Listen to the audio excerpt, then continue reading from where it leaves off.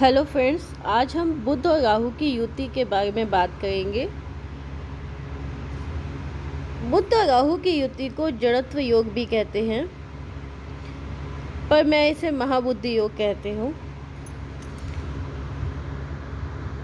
बुध और राहु की युति जब दोनों एक साथ एक भाव में होते हैं तो बुध और राहु की युति मानी जाती है। जैसे कि आप यहाँ पे देख सकते हैं, यहाँ पे बुध और राहु सेकंड हाउस में है, तो यहाँ पे बुध और राहु की युति मानी जाएगी। इसके अलावा जब बुध और राहु एक दूसरे से नवम पंचम होते हैं या 2-12 होते हैं तो भी ये युति मानी जाती है। मित्रों, जो बुध है, बुध को नवग्रह में राजकुमार का दर्जा प्राप्त है।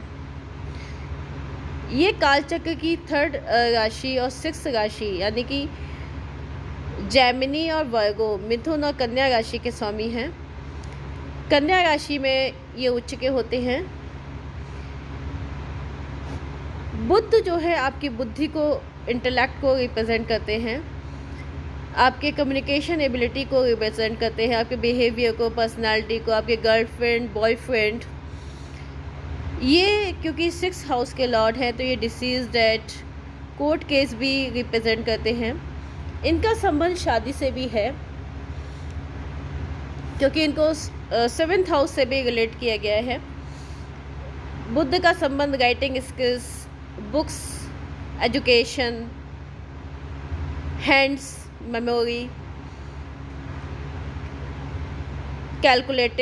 Calculations, math, accounts, languages, ear, कान, शोल्डर, व्यापार, बिजनेस, स्किन, धन। मरकरी धन का भी कारक है। वाणी, विवेक, बैंकिंग, इन सब का कारक है ये। जो भी मोबाइल नेटवर्किंग वगैरह आपको दिखाई देती है वो भी इसके अंतर्गत आती हैं। मरकरी जो है विष्णु का मोहिनी स्वरूप माना जाता है। इसे विष्णु भगवान को रिप्रेजेंट करते हैं मरकरी एस्ट्रोलॉजी में। इनको छलिया, बहरूपिया भी माना जाता है क्योंकि ये विष्णु का मोहिनी स्वरूप है।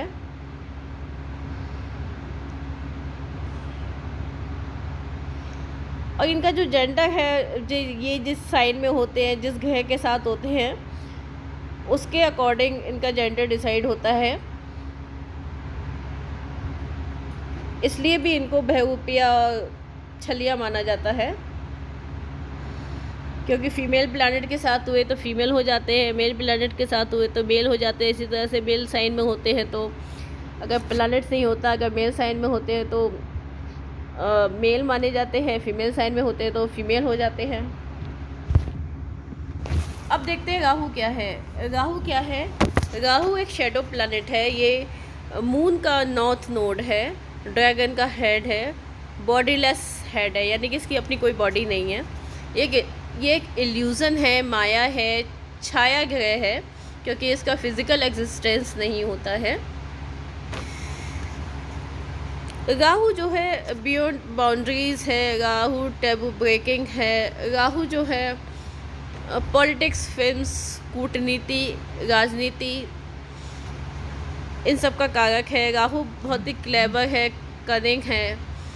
राहु जो है एम्प्लीफाइड करता है, मल्टीप्लाइड कर देता है कारकत्व को, जिस भी प्लैनेट के साथ होता है उसके कारकत्व को बढ़ा देता है। जो भी मॉडर्न टेक्नोलॉजी है, smart TV, smartphone, smart computers, mobiles, ये सब क्या है? ये सब राहु है। जो भी न्यू टेक्नोलॉजी है, एटम बम है, ये सब राहु है। फॉरेन कंट्रीज़, फॉरेन कनेक्शंस, ये सब राहु है। भूत प्रेत, ये भी राहु के अंतर्गत ही आते हैं। राहु एक भ्रम है, चिंता है, मानसिक रोग भी है, सडन गेन, सडन लॉस को रिप्रेजेंट करता है। ये एक ही दिन में व्यक्ति को राजा बना सकता है और दूसरे दिन उसको रंक भी बना सकता है, इसमें काफ़ी ताकत होती है। कलयुग का राजा है राहु, इसलिए राहु का आज के टाइम में बहुत इम्पोर्टेंट है। हम इसके एग्जिस्टेंस को, इसकी इम्पोर्टेंस को नकार नहीं सकते हैं। अब जब ये दोनों प्लैनेट एक साथ होते हैं या एक दूसरे पे इनका दृष्टि संबंध होता है तो क्या होता है? अगर मरकरी आपका स्ट्रॉन्ग है, अगर ये योग बहुत स्ट्रॉन्ग है, स्ट्रॉन्ग हाउसेस में है, स्ट्रॉन्ग साइन में है, तो व्यक्ति बहुत ही समझदार, चालाक, बातें बनाने में होशियार, बातें बना के अपना काम निकालने में होशियार होता है। किसी भी बात को बहुत बड़ा चढ़ा के पेश करता है और कैसे भी हो अपना काम निकाल लेता है। बुद्धि बहुत तेज होती है, दिमाग बहुत तेज होता है, कंप्यूटर से भी तेज होता है इनका दिमाग।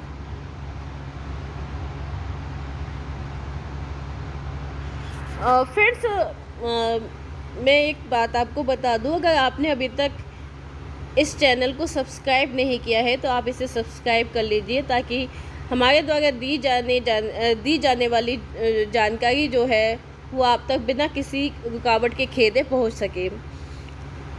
साथ ही आप बेल आइकन को भी प्रेस कर दीजिएगा ताकि नेक्स्ट वीडियो का नोटिफिकेशन आपको टाइम से मिल जाए, और इस वीडियो को लाइक ज़रूर कर दीजिएगा।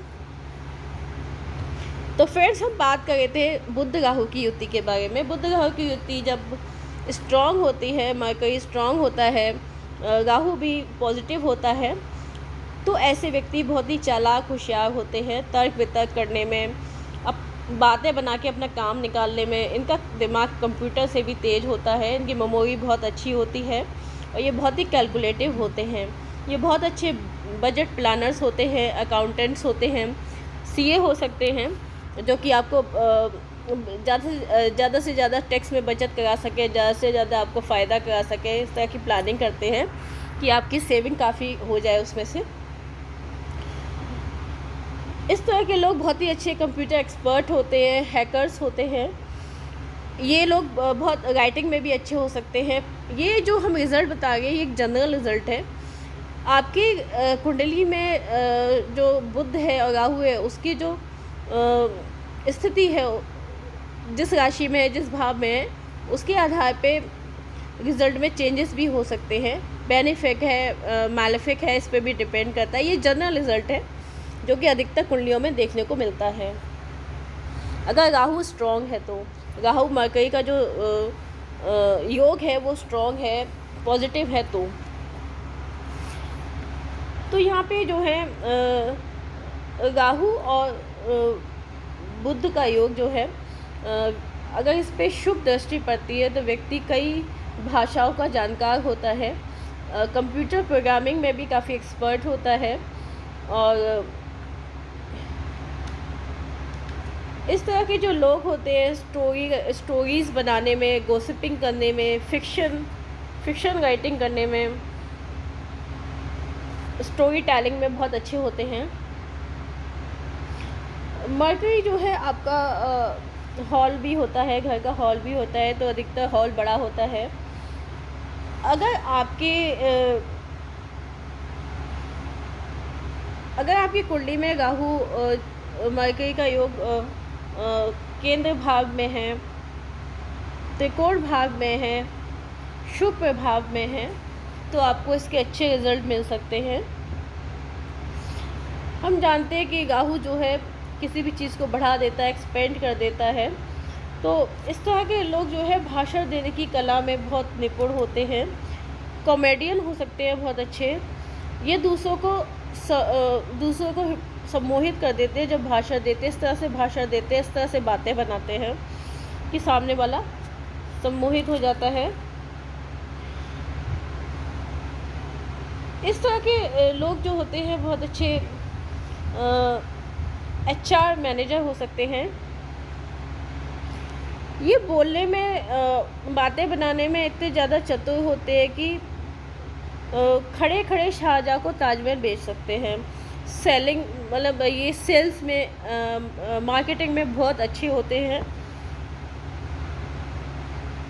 इनकी आर्थिक स्थिति बहुत मजबूत होती है और ये पढ़ने में भी बहुत होशियार होते हैं, अव्वल होते हैं। ये समझिए कि बहुत ही तेज़ दिमाग, होशियारी, चालाकी, आँखों आँखों में झूठ बोलना भी इनको आता है, बहुत झूठ भी बोलते हैं ये।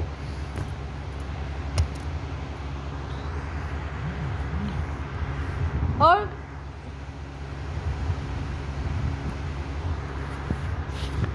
अगर यहाँ पे जो राहु और बुध का योग है वो कुछ फिज़िकल प्रॉब्लम्स भी दे सकता है, डिपेंड करता है आपकी कुंडली में इनकी स्थिति किस तरह की है।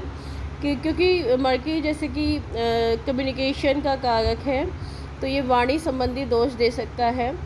इसके अलावा जो है स्पीच डिले भी कर सकता है। ये कानों से संबंधित समस्या भी दे सकता है, क्योंकि थर्ड हाउस कानों से रिलेटेड हो सकता है। व्यक्ति को सुनने की प्रॉब्लम हो सकती है। जो मर्क्यूरी जो है आपके हैंड्स को रिप्रेजेंट करता है, तो आपका हैंड से रिलेटेड प्रॉब्लम हो सकती है। आपका जो हैंड का फ्रैक्चर हो जाए, कुछ ऐसा हो सकता है। मेंटली ये डिस्टर्ब कर सकता है, क्योंकि ये जो बुध होती है वो आपकी डिसीज़न लेने की पावर होती है, आपकी निर्णय शक्ति को प्रभावित करता है। जब राहु होता है साथ में तो गलत निर्णय भी ले सकता है व्यक्ति। डिपेंड करता है कुंडली में और योग कैसे हैं। सुसाइड करने में इस योग का बहुत अहम भूमिका होती है, क्योंकि ये मति भ्रम योग भी बना देता है। अगर कुंडली में ये मालेफिक हुआ तो ये योग या बुध कमज़ोर हुआ तो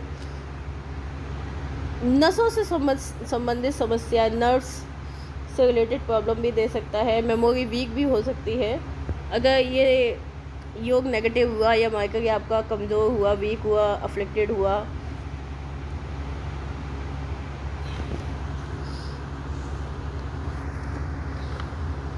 इससे सूंघने की शक्ति भी कमज़ोर हो जाती है। मैंने देखा, मेरे पास दो केस ऐसे भी आए थे जिसमें कि उनकी सूंघने की शक्ति भी कमज़ोर हो गई थी। वैसे उस दौरान कोरोना भी चल रहा था, तो उसका भी इफ़ेक्ट हो सकता है। इसके अलावा अगर मर्क्यूरी आपका वीक है, कमज़ोर है, तो आपको मेंटल स्ट्रेस, डिप्रेशन हो सकता है। और हो सकता है आपको कोर्ट कचहरी के भी चक्कर लगाने पड़े। धन संबंधित समस्या भी आ सकती है, क्योंकि बुध जो है 6th हाउस का भी कारक होता है। इसके अलावा जो है हो सकता है आपको हॉस्पिटल्स के चक्कर काटने पड़े।